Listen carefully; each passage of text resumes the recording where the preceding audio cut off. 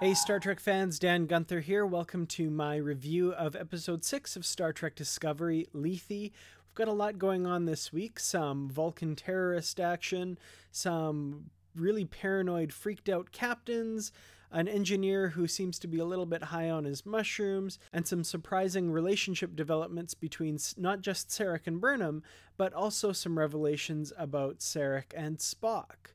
Here's my review of Episode 6. I hope you enjoy. At the beginning of this episode, we see Sarek and an aide depart Vulcan on a secret mission to negotiate peace with the Klingon Empire. During the flight, his aide is revealed as a logic extremist who injects himself with something that turns him basically into a suicide bomber. Sarek is gravely injured.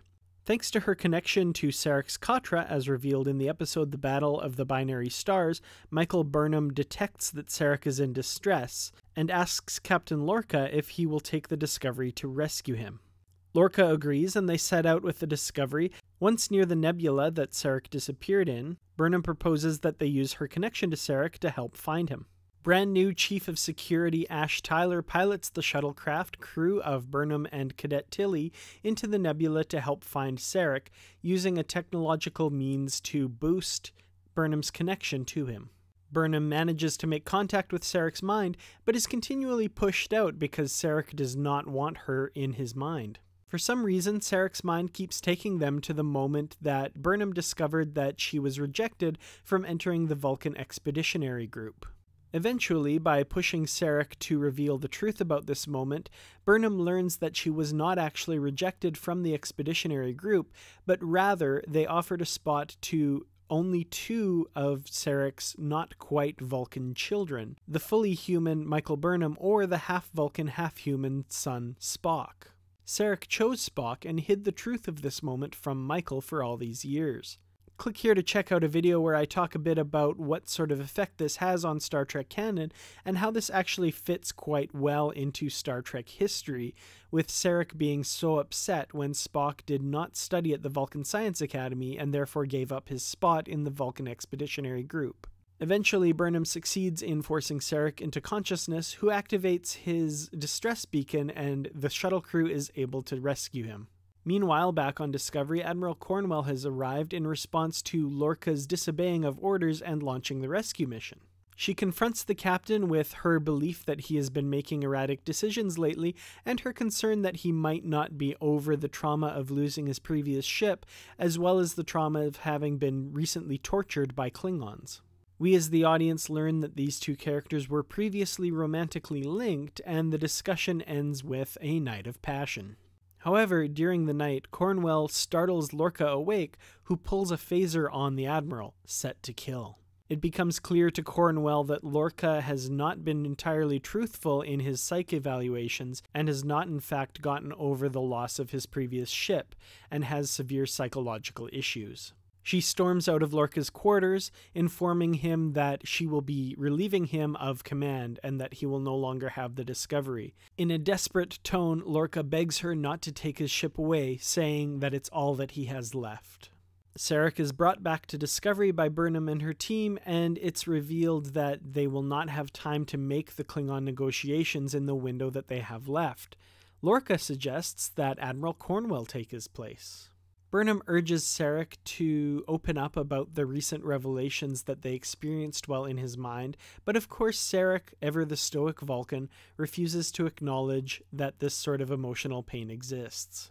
Burnham seems to come to grips with the fact that she will never quite get from Sarek what she desires from a father-daughter relationship, and makes moves to become closer to Ash Tyler, the newest member of Discovery crew. She and Tyler have a proper introduction, and we see that Burnham is opening up a bit and becoming a little less stoic than we've seen her in the past.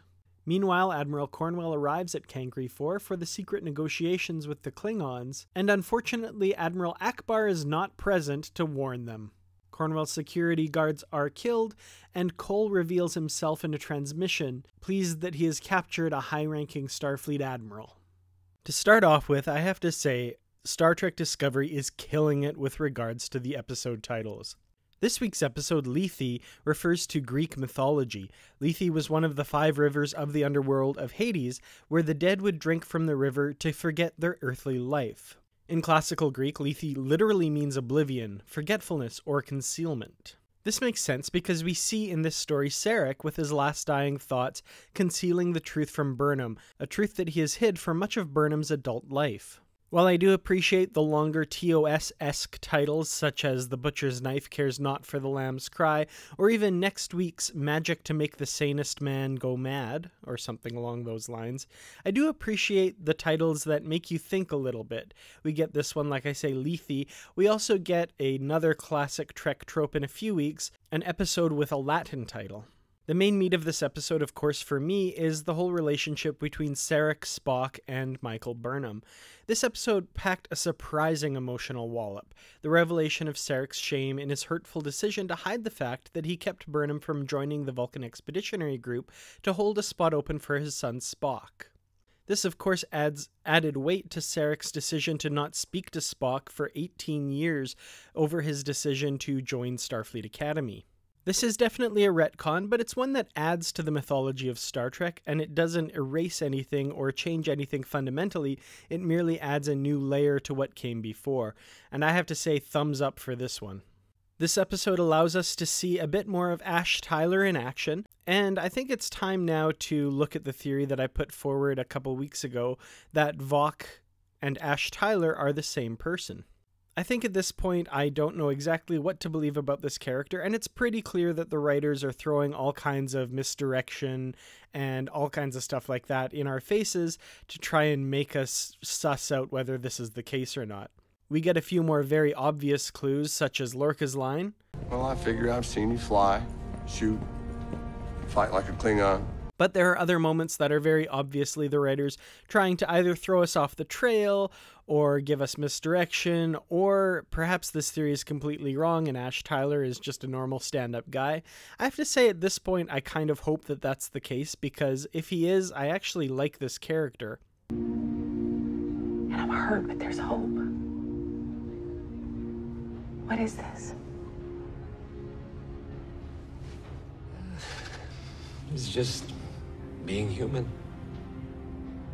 As I say, at this point, I really don't know what to think about him. The B-plot of this episode, of course, concerns Captain Lorca and his increasingly erratic behavior that has drawn the attention of his old friend, and it turns out former lover, and in this episode, current lover, Admiral Cornwell.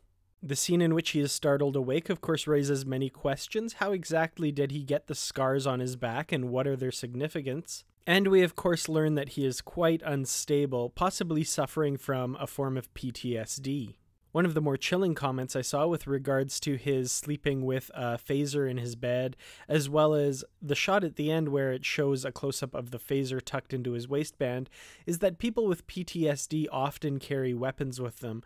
And the saddest part is, and this is something that should definitely not be talked about lightly, more often than not, those weapons are used on themselves. I don't know if this is the writer's intent. However, it's very telling that Lorca carries a phaser with him at all times. It's clear that he is very paranoid and in a very difficult place mentally. Obviously, he should not be commanding a starship, and I have to say it's very obvious that Admiral Cornwell herself is very compromised when it comes to Captain Lorca.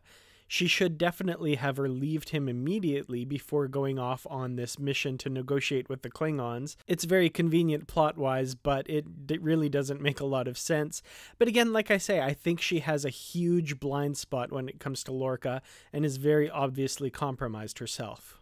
Of course, the big question is he being manipulative when he suggests that Admiral Cornwell go on the peace mission? And I think the answer is very obviously yes. He sees an opportunity that he might not have to give up command of the Discovery. Remember just how desperate he is in this scene to keep command of the Discovery, not wanting it to be taken away from him. I can't leave Starfleet's most powerful weapon in the hands of a broken man. Don't take my ship away from me. She's all I got. Please, I'm begging you.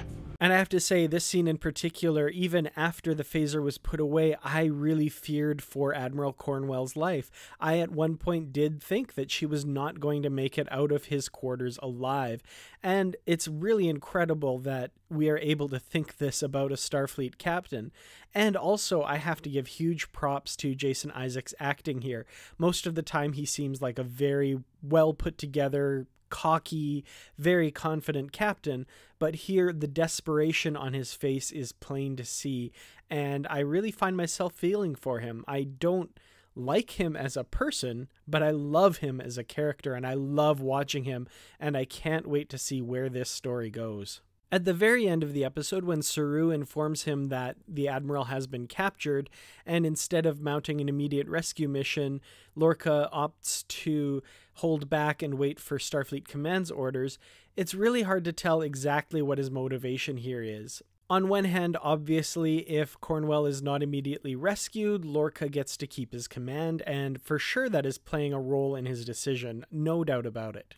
However, I also wonder if he has taken to heart some of the things that the Admiral has said. I mean, obviously, it's very opportunistic of him to not go rescue the Admiral, but at the same time, he might be questioning himself. He might be a little unsure now that he has been doing the right thing. My attention is drawn to this scene where Michael Burnham says that she is very proud to be serving under a captain like him, and a look passes across Lorca's face where he almost seems to be self-reflecting for a moment. I'm grateful to serve under a captain like you. Is he really a great captain, or is he not sure of himself and kind of realizing that what Cornwell has said might just be true? I won't give him too much credit for being self-reflective. As I say, I think there is a lot of opportunism playing into this decision here, but I do wonder if it's somewhere at the back of his mind, and if Jason Isaacs is playing that. I'm really curious about what you guys think is going on with Captain Lorca. Please leave a comment. What are your predictions for this particular storyline, and where do you see his character going in the future? Okay, now on to the fun continuity references.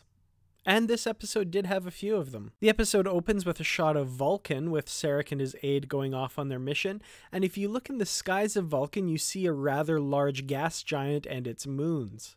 This planet can first be seen in the non-director's cut version of Star Trek the Motion Picture. It doesn't have a name in canon, however, lots of novels have referenced it, giving it various names over the years, Tukut being one of the more popular ones. Since, as we know from the episode The Man Trap, Vulcan has no moons, this is actually a sister planet of Vulcan, a large gas giant with its own moon system that is in very close proximity to Vulcan.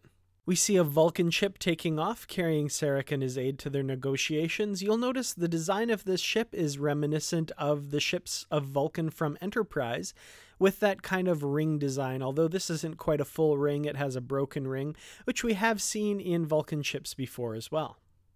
The USS Enterprise NCC 1701 gets its first name drop in Star Trek Discovery as a suggestion that Cadet Tilly should get herself transferred to a Constitution-class ship like the Enterprise in order to advance her career. Today, your goal is 6.5 seconds. Then, getting a transfer on a Constitution class like the Enterprise. We hear of Euridia, which is presumably the home planet of the Euridians, seen in Star Trek The Next Generation and Deep Space Nine. So where is the ambassador right now? Lost in a nebula near Euridia. Interestingly, Captain Ransom in Star Trek Voyager is noted to have made first contact with the Euridians, a species that was previously thought to be extinct, so supposedly their homeworld is possibly abandoned at this time. During Burnham's voyage into Sarek's mind on Vulcan, we see a couple of interesting continuity touchstones. A Vulcan lute, which is of course the instrument that Spock plays during the original series, first seen in the classic Star Trek episode Charlie X. And also thanks to TrekCore.com for noticing this Easter egg hidden in the deep background of one scene. The starship Toplanahath, which was the ship that landed on Earth in First Contact, has a very distinctive design, and a ship of the same type is seen in the background of this scene. Is this actually a ship design that's been in use for over 200 years, or is this a monument or museum of some kind? We don't know, but it's very cool to see. Also, I want to talk a little bit about Vulcan logic extremists. While this seems like it may be a contradiction in terms, we do see some terrorist groups that are followers of Vlas on Vulcan, notably in the post-Enterprise continuity Rise of the Federation novels by Christopher L. Bennett, as well as Vulcan environmental extremists in the Shatnerverse novel Avenger. These are, of course, non-canon, but as someone who loves the Star Trek novels, it was really cool to see something that might lend credence to these groups from the literary universe. My overall thoughts on Lethe. At first, as this episode started, I wasn't really getting into it. I thought a lot of the stylized action at the beginning was a little bit over the top. I wasn't really getting into the story. But by the end, with both the ties to the larger continuity of Star Trek through Spock, Sarek, and Burnham's relationship, as well as what's going on with Captain Lorca, I really enjoyed this one. I think it's on par with the best of what Discovery's given us so far, and I would rank this one tops in my book.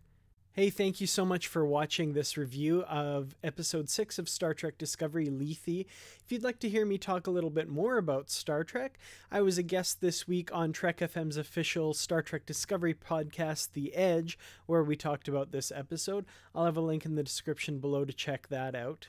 I also want to mention something that I didn't bring up in the main review, and that's Lieutenant Stamets. Man, that guy was acting weird this week. I'm really not sure what's going on with him. I think he's been doing a little something more with the mushrooms than just using them in the spore drive, but hopefully next week we'll get a little bit more momentum on that story and find out what's going on with that guy.